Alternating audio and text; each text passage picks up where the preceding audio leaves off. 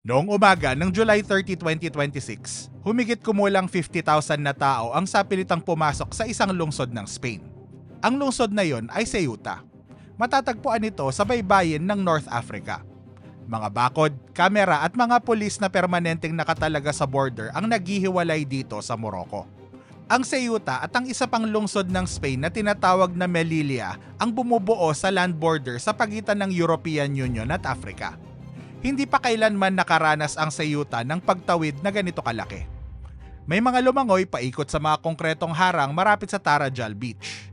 May mga dumating sakay ng maliliit na bangka. May mga tumawid sa lupa.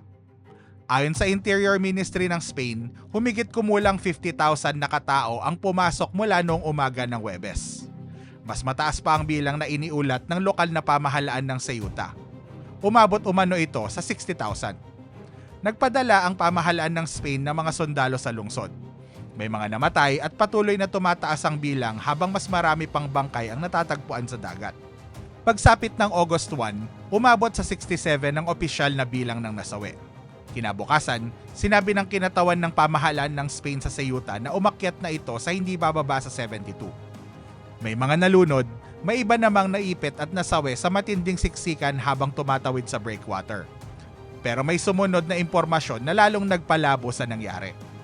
Pagsapit ng gabi ng July 31, sinabi ng Interior Ministry na tinatayang 48,300 sa mga tumawid ang nakabalik na sa Morocco. May mga ibinalik ng mga otoridad, pero marami rin ang kusang naglakad pabalik. Sinabi ng ilan sa mga reporter na wala silang makuwang pagkain at wala silang matuluyan. Natuklasan naman ng iba na ang pagdating sa Ceuta ay hindi nangangahulugang makakapunta na sila sa mainland Spain. Pero bakit nga ba tumawid ang libo-libong tao sa border sa Ceuta? Sino ang may pakana? Lalong naging mahalaga ang tanong na ito dahil bago makarating sa Ceuta, kailangang dumaan ng mga tao sa bahagi ng border na binabantayan ng Morocco. Kaya lang biglang nakalusot ang napakaraming tao sa loob ng napakaikling panahon, agad na napunta ang atensyon sa Morocco. May dahilan yun. 5 taon bago nito, sa parehong border, libo-libong tao rin ang nakalusot habang may matinding diplomatic dispute ang dalawang bansa. Inakusahan noon ng Defense Minister ng Spain ang Morocco ng blackmail dahil sa hindi nito pagpigil sa mga tumatawid. Nagsimula ang krisis na yon sa isang silid sa ospital sa hilagang bahagi ng Spain. Noong April 2021, isang lalaki ang dinala sa Hospital San Pedro sa Logroño. Malubha ang kondisyon niya dahil sa COVID-19. Ang pangalan niya ay Brahim Gali. Siya ang Secretary General ng Polisario Front, ang grupong nagsusulong ng kalayaan ng Western Sahara. Kontrolado ng Morocco ang malaking bahagi ng teritoryong ito, pero hindi pa rin napagpapasyan kung ano ang magiging katayuan nito. Ayon sa Spain, pinayagan nitong magpagamot si Gali dahil malubha ang kanyang kalagayan. Pero nagalit ang Morocco dahil hindi man lang ito ipinaalam ng Spain. Para sa Morocco, hindi ordinaryong pasyente si Gali. Siya ang pinuno ng grupong kumakalaban sa pag-angkin nito sa Western Sahara. May mga reklamo ring isinampa laban sa kanya sa mga korte ng Spain at ayon sa Morocco, gumamit siya ng ibang pangalan nang pumasok ito sa bansa. Pagdating ng May 17, 2021, may nangyari sa Ceuta. Sa loob ng humigit kumulang 2 araw, umabot sa 8,000 na tao ang nakapasok sa lungsod. Ayon sa Interior Minister ng Spain, tinatayang 1,500 sa kanila ay mga menor de edad.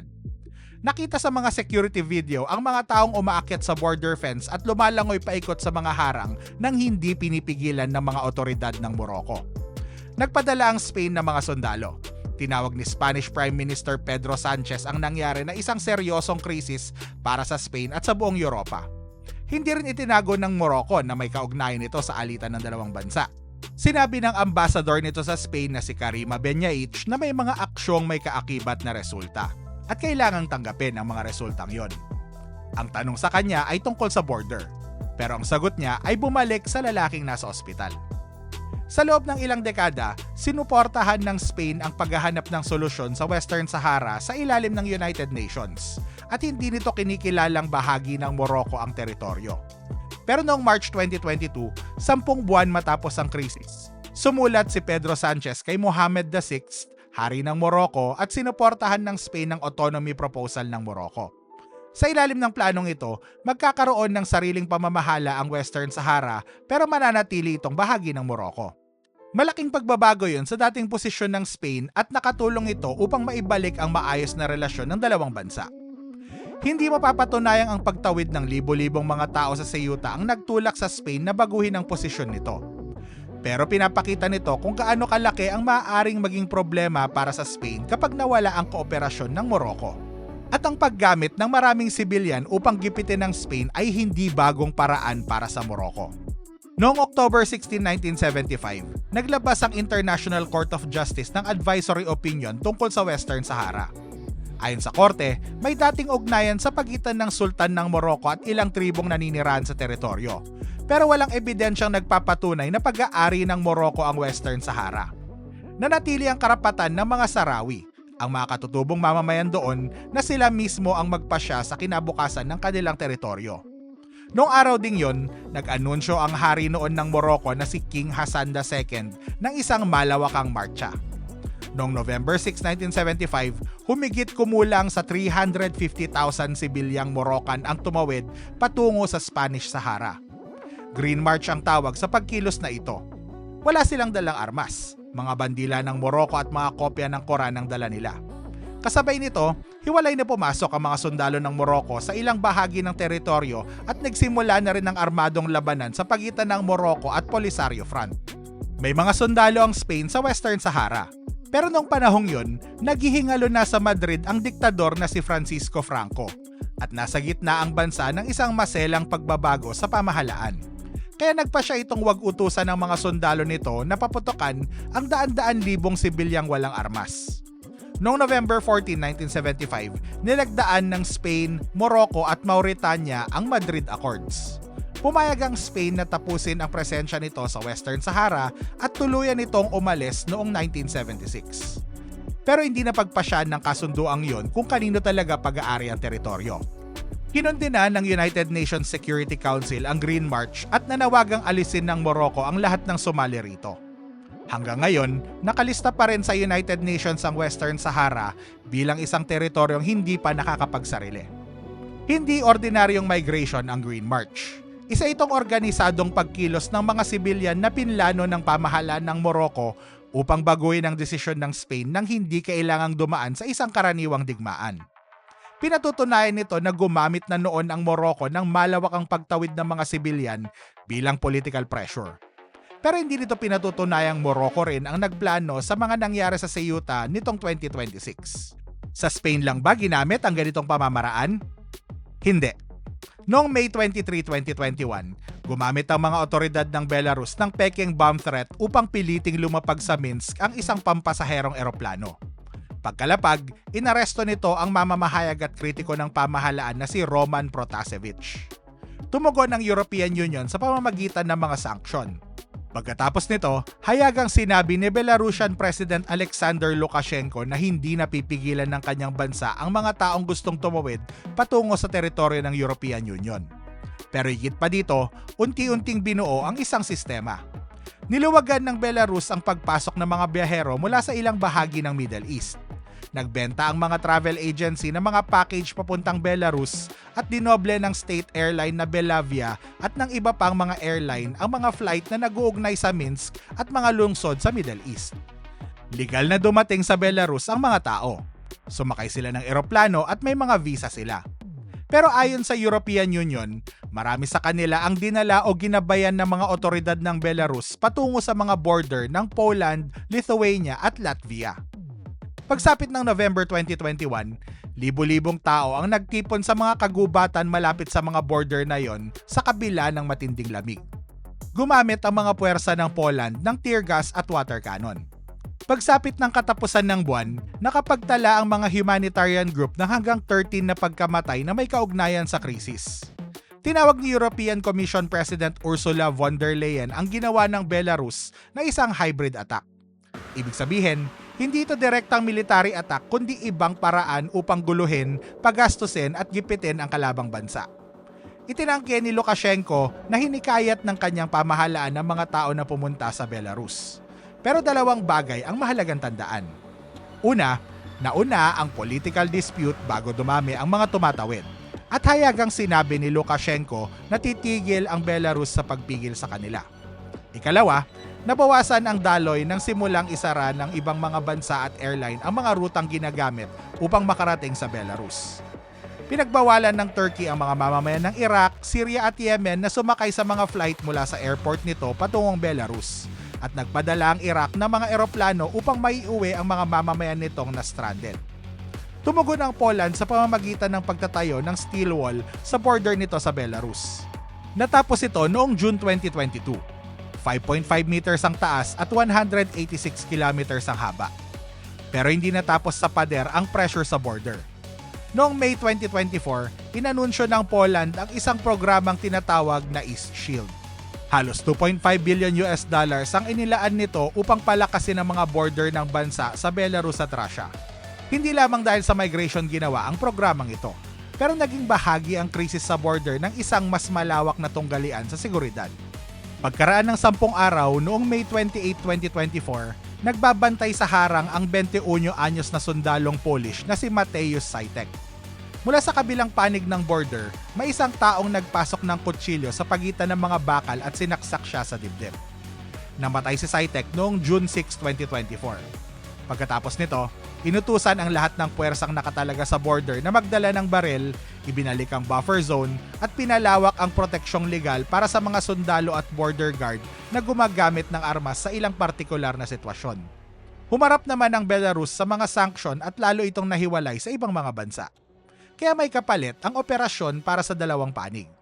Pero, bago pa man yun, napilit ng Belarus ang Poland na magtayo ng pader, gumastos ng bilyon-bilyon at baguhin ang mga patakaran nito sa border. May isa pang bersyon ng paraang ito na hindi nangangailangan ng mga travel package o flight. Ang kailangan lamang ay kontrol sa isang ruta at isang bansa sa kabilang panig na gustong manatiling sarado ang rutang yon. Noong March 2016, nagkasundo ang European Union at Turkey tungkol sa migration. Pumayag ang Turkey na higpitan ng pagbabantay sa mga border nito at tanggapin pabalik ang ilang migrant na tumawid sa Greece ng walang pahintulot. Naglaan naman ang European Union ng 6 na bilyong euro para sa mga programang tumutulong sa mga refugee at sa mga komunidad na kumukupkup sa kanila sa loob ng Turkey. May kasama ring ibang political commitments ang kasunduan, gaya ng pag-uusap tungkol sa visa-free travel para sa mga Turkish citizen. Matapos ang kasunduan, mabilis na bumaba ang bilang ng mga migrant na dumarating sa mga isla ng Greece nang walang pahintulot. Pagkatapos, noong February 27, 2020, hindi bababa sa 33 na sundalong Turkish ang napatay sa isang pag-atake sa Idlib sa hilagang bahagi ng Syria. Noon, mabilis na sumusulong sa Idlib ang mga puwersa ng Syrian government at daan-daan libong sibilyan ang tumatakas patungo sa border ng Turkey. May tinatayang 3.6 million Syrian refugees nang naninirahan sa Turkey at nangangamba ang Ankara na mas marami pa ang darating. Para sa pamahalaan ng Turkey, sila ang sumasalo sa malaking bahagi ng refugee crisis habang kulang ang suporta ng Europa sa ginagawa nila sa Syria at hindi lubusang tinutupad ang iba pang pangako sa kasunduan noong 2016. Kinabukasan, sinabi ng mga opisyal ng Turkey na hindi na nila pipigilan ng mga migrant na maglakbay patungo sa European Union. Sa loob ng ilang linggo, nanatili roon ng libo-libong tao habang paulit-ulit silang pinipigilan ng mga puwersa ng Greece na makapasok. Tumugon naman ang European Union sa pamamagitan ng mga emergency meeting, karagdagang humanitarian aid para sa Idlib at pangakong pabibilisin ang tulong para sa mga refugees sa Turkey. Pero kinundi na rin nito ang paggamit ng migration bilang political pressure at hindi nito ibinigay ang direktang military support na hinihingi ng Turkey. Noong March 5, 2020, nakipagkasundo ang Turkey sa Russia sa isang ceasefire sa Idlib. Pagsapit ng March 27, 2020, inalis nito ang mga migrants sa border area at ipinadala sila sa mga lungsod sa loob ng bansa dahil sa COVID-19. Hindi napilit ng Turkey ang Greece na buksan ang border at wala rin itong malinaw na agarang nakuha. Pero napilitan nitong makipagpulong ang mga leader ng Europa, mag-alok ng karagdagang tulong at muling pag-usapan ang mga kasunduan nila. Hindi Turkey ang dahilan kung bakit napilitang lumikas ang milyon-milyong tao mula sa Syria. Ang digmaan ang nagtulak sa kanila na umalis. Ang kontrolado lang ng Turkey ay kung papayagan nitong mas marami sa kanila ang makarating sa border ng Europa. At sapat na yon upang lumikha ng isang krisis na kailangang tugunan ng Greece at ng buong European Union. Dito natin makikita na kapag kontrolado ng isang bansa ang rutang dinaraanan ng mga migrant, nagkakaroon ito ng mas malakas na posisyon sa pakikipag-usap sa bansang gustong manatiling sarado ang rutang yon. May tawag ang political scientist na si Kelly Greenhill ng Tufts University sa ganitong pamamaraan: coercive engineered migration. Ito ang sadyang paglikha, pagpapadali o paggamit sa paggalaw ng maraming tao upang pilitin ng ibang bansa na pagbigyan ang political, military o economic na kahilingan ng isang bansa. Sa aklat niyang Weapons of Mass Migration, nakapagtala si Greenhill ng 56 na kaso nito mula nang itatag ang Refugee Convention noong 1951 hanggang sa 2006. Batay sa pagsusuri niya, nakuha ng mga nanggigipit ang halos lahat ng kanilang hinihingi sa 57% o mahigit kalahati ng mga kaso, habang 73% naman o halos 3 kada 4 na beses na napagbibigyan ng bahagya ang kanilang mga kahilingan. Mas mataas yon kaysa sa mga estimate na binanggit niya para sa tagumpay ng economic sanctions at ng American coercive diplomacy na sinusuportahan ng military power. Sa madaling salita, maaring mas epektibo pa ang paggamit sa mass migration para makuha ng isang bansa ang kanilang mga hinihingi kesa sa banta ng mga sanctions o bantang gumamit ng puwersa. Pero hindi maaaring direktang paghambingin ang mga bilang na ito dahil magkaiba ang mga pag-aaral, ang mga kahulugan ng tagumpay at ang mga panahon na sakop ng bawat isa. Ang mahalagang punto ay sapat na ang dami ng mga pagkakataong nagtatagumpay ito para patuloy itong gamitin ng mga pamahalaang gustong gipitin ng ibang bansa. Ayon kay Greenhill, may 2 pangunahing paraan kung paano nililikha ang pressure. Una, maaring hindi kayanin ng target na bansa ang pagtanggap, pagproseso at pagpapatuloy sa napakaraming tao. Siyempre, kailangang hanapan sila ng matutuluyan, pagkain, serbisyong medikal at legal na pagproseso. Ikalawa, lumilikha ang pagdating nila ng matinding political conflict sa loob ng target na bansa. Lalo kung marami ang hihiling ng asylum o proteksyon na ibinibigay sa mga taong nagsasabing nanganganib sila kapag ibinalik sila sa kanilang sariling bansa.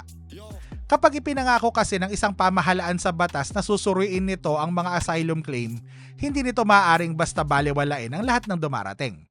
Pero maaaring maging mabagal, magastos at hindi popular ang pagtupad sa pangakong yon. Kapag naman hindi ito sumunod, maaari nitong labagin ang sarili nitong batas o ang international law.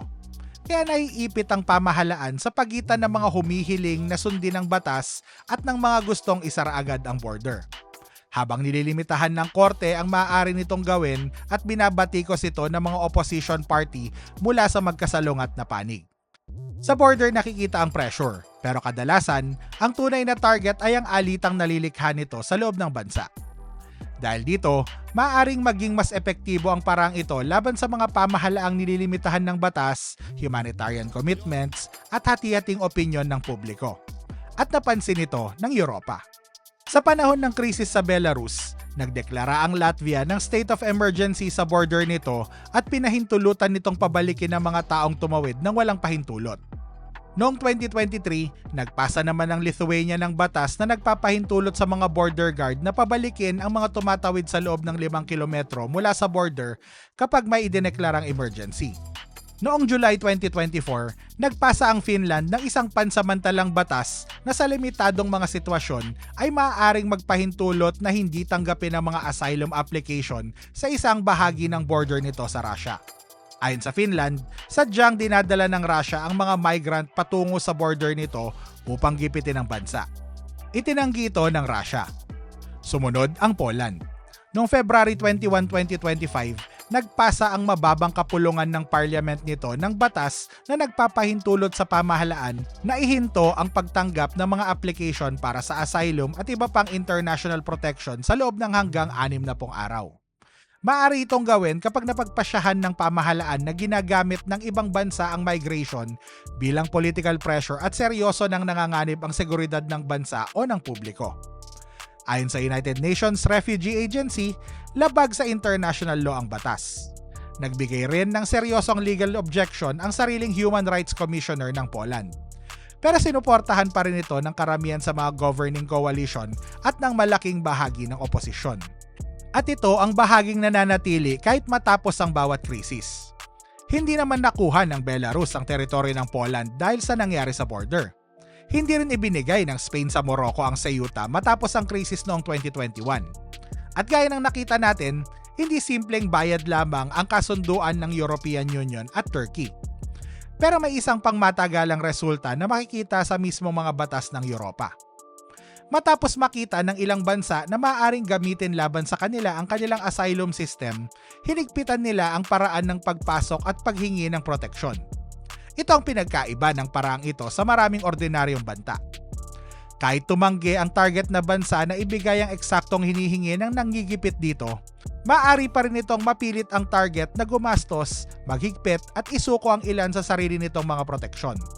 Pero kailangan nating linawin ang isang mahalagang bagay. Nagiging mapanganib ang ideyang ito kapag ginagamit itong paliwanag sa bawat migration crisis. Ang napakalaking bahagi ng paggalaw ng mga tao sa mundo ay walang kinalaman sa anumang planong panggigipit ng isang pamahalaan. Umaalis ang mga tao dahil sa kahirapan, digmaan, pag-uusig, tagtuyot, utang at pagbagsak ng kanilang pamahalaan. Ang mga ganitong dahilan na nagpapaliwanag sa karamihan ng migration sa mundo. Kaya walang isang palatandaan na sapat para patunayang sadyang inayos o pinadali ng isang pamahalaan ng pagdating ng maraming migrant. Hindi sapat na ebidensya ang biglaang pagdami lang ng mga tao sa isang border. Maaari ring biglang dumami ang ordinaryong migration dahil sa digmaan, sakuna, pagbagsak ng ekonomiya, maling impormasyon o pagbabago sa batas. Kapag tinawag nating sandata ang migration, maaring magmukhang mga bagay lamang ang mga migrant na inililipat ng mga pamahalaan. Gumagawa sila ng sarili nilang mga desisyon sa gitna ng panganib at matinding pangangailangan. Maaring ginagamit ng isang pamahalaan ang kanilang paglalakbay nang hindi nila nalalaman. May sarili ring dahilan ng mga pamahalaan upang tawagin ang migration na isang pag-atake. Kapag idineklara nilang ginagamit ang migration bilang political pressure, maaari silang magkaroon ng emergency powers na mahirap sanang bigyang katwiran sa normal na panahon. Gaya ng nakita natin, nagkakaroon lamang ng bisa ang batas ng Poland kapag opisyal na idineklara ng pamahalaan na ginagamit ang migration laban sa bansa. Nagiging kapaki-pakinabang na rin sa politika ang mismong bansag. Kaya bago akusahan ng isang bansa na sadyang gumagamit ng mga migrant bilang sandata, kailangang suriin ng mabuti ang ebidensya. At dito tayo muling bumabalik sa nangyari noong July 30, 2026. May ilang pangyayaring talagang nagdulot ng paghihinala. Ang parehong border ay naging sentro na ng isang hayagang political crisis noong 2021. Sa Green March naman, napatunayan ng gumagamit ang Morocco ng malawakang pagkilos ng mga sibilyan upang gipitin ang Spain. At sa pagtawid noong 2026, iniulat ng mga mamamahayag na parang bumagsak ang pagbabantay sa panig ng Morocco sa mga unang oras. Kalaunan lamang gumamit ang Moroccan security forces ng tear gas, water cannon at warning shots upang pigilan ang mas marami pang tumatawid. May isa pang pangyayaring nakatawag ng pansin. 10 araw bago ang pagdagsa, noong July 20, bumisita si Pedro Sanchez sa Algeria, ang karibal ng Morocco sa rehiyon at ang pangunahing sumusuporta sa Polisario Front. Ito ang unang pagbisita niya sa loob ng 4 na taon at layunin nitong ayusin ang relasyon ng dalawang bansa. Dahil sa timing, may mga nagtatanong kung may kaugnayan ito sa nangyari sa Ceuta. Pero walang inilabas na ebidensyang nag-uugnay sa pagbisitang yon sa biglaang pagdagsa ng mga tao. Hindi rin binago ng Spain ang posisyon nito sa Western Sahara. Walang hayagang hinihingi ang Morocco sa Spain matapos ang pagdagsa sa border. Sa halip, nagkasundo ang dalawang bansa na palakasin ang koordinasyon at pabilisin ang pagpapabalik ng mga tumawid. At posible ring sapat na ang mga ordinaryong paliwanag upang maunawaan ang nangyari. Noong June 29, naglabas ng desisyon ang Supreme Court ng Spain tungkol sa mga taong lumalangoy patungo sa Ceuta o Melilla. Ipinaalam ito sa publiko noong July 8. Ayon sa korte, hindi maaaring gamitin ang mabilisang pagpapabalik sa border ang tinatawag na hot return sa mga taong nahuhuli sa dagat dahil hindi naman sila tumatawid sa isang pisikal na harang.